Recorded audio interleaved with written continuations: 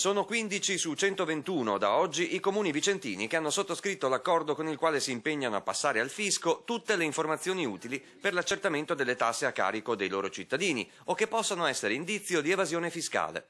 Firmato a Palazzo Ferrarin a Thiene il patto anti-evasione tra i paesi di Brendola, Montecchio Maggiore e Thiene e la direzione regionale dell'Agenzia delle Entrate. Le amministrazioni che accettano il patto riceveranno in compenso il 100% delle imposte recuperate e delle sanzioni assegnate agli evasori.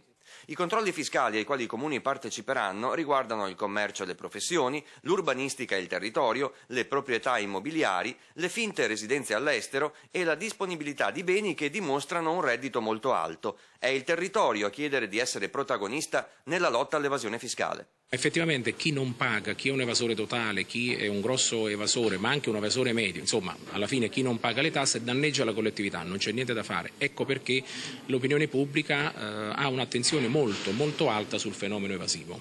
Per il sindaco di Montecchio, Milena Cecchetto, la collaborazione con l'Agenzia delle Entrate, oltre a creare maggiore equità, va verso il federalismo fiscale, visto che le somme recuperate agli evasori vanno nelle casse comunali.